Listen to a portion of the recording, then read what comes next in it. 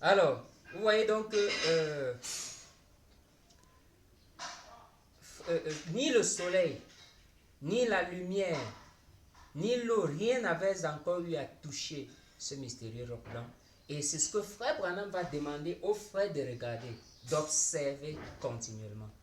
Mais avez-vous remarqué, pendant qu'ils observaient, certains frères parmi eux se sont détachés. Et ils se sont distraits, ils se sont laissés distraire par certaines choses, au lieu de continuer d'observer le mystérieux roc blanc. Le roc était blanc, le septième sceau, sur lequel il n'y avait aucune écriture, il n'y avait pas d'interprétation. Mais cette pierre-là s'interprétait de façon mystérieuse. Le secret était dans l'observation. Est-ce que vous me comprenez ici? Frère Branham dit le secret c'est dans l'observation. Or maintenant, comprenons donc mes frères. Ici avec Junior Jackson, c'est un songe.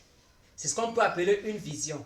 Et chaque fois qu'il y a eu une vision, un songe authentique ou une vision authentique, cela a fini par avoir son accomplissement. Cela a fini par aboutir. Cela a fini par se réaliser chaque fois que ça venait de Dieu. Et nous voyons que le 28 février 1963, la chose s'est accomplie. Sur le mont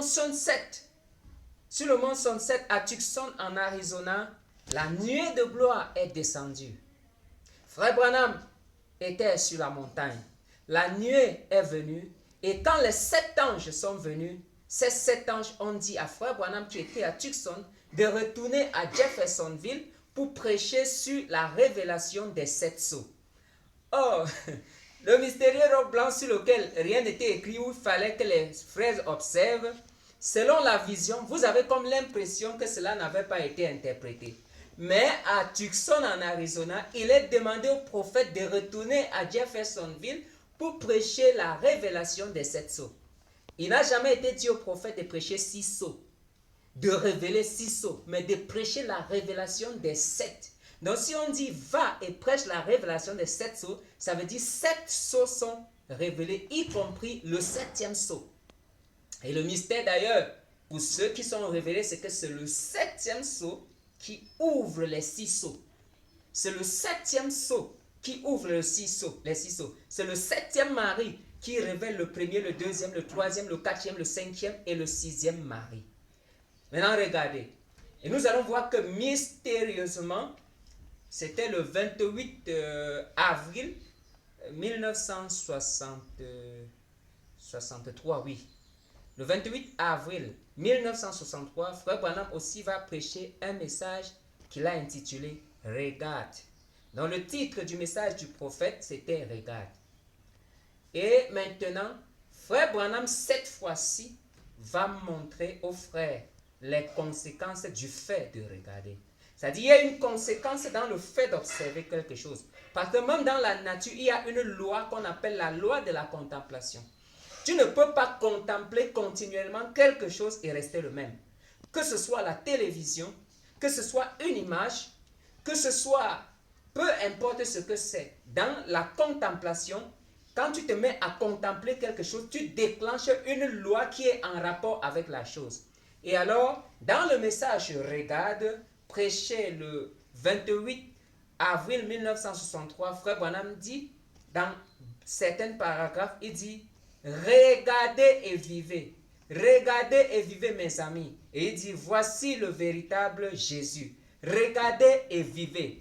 Il dit, quand Frère Branham dit de regarder et de vivre, il dit c'est le véritable Jésus. Et il ajoute à cela ceci, il dit, le chemin de la gloire que les saints ont cherché durant tous les âges et n'ont pas pu trouver, c'est ça maintenant, regardez et vivez. Et quand Frère Branham dit regardez et vivez, Frère Branham attire notre attention sur quelque chose dans l'Ancien Testament. Quand il attire notre attention dans l'Ancien Testament, quelle est la chose sur laquelle Frère Branham va attirer notre attention? Il attire notre attention sur l'histoire d'Élie le Tishbite, l'un des habitants des Galates. C'est le livre de Rois, J'espère que c'est ça. Hein.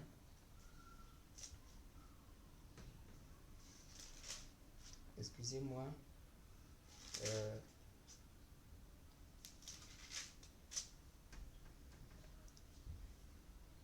Voilà. C'est 1 Roi, le chapitre 18, à partir du verset 41. Élie dit à Akab, monte, mange et bois, car il se fait un bruit qui annonce la pluie.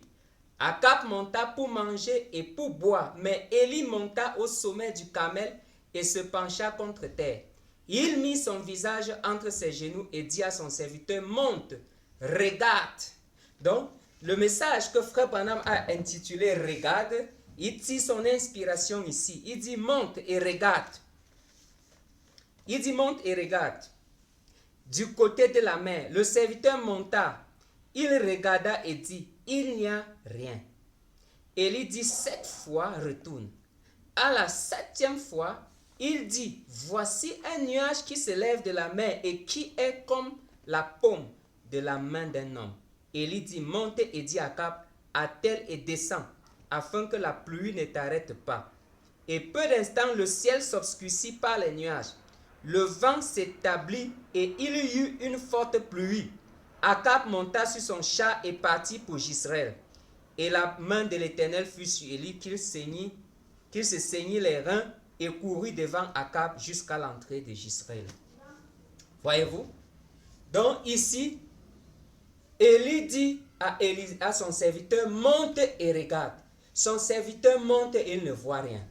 Au deuxième tour, il monte et il ne voit rien. Au troisième tour, quatrième tour, jusqu'au 7. Élie dit, monte 7 fois et regarde. Élie est précis. Il dit, monte 7 fois et regarde.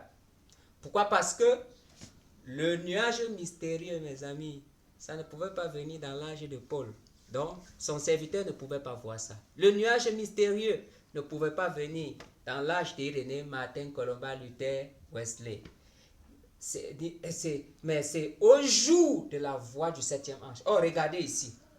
Il dit, monte 7 fois et regarde. Pourquoi c'est au 7e fois que le serviteur se tient et voit un nuage qui monte de la mer avec la taille de la paume d'une main?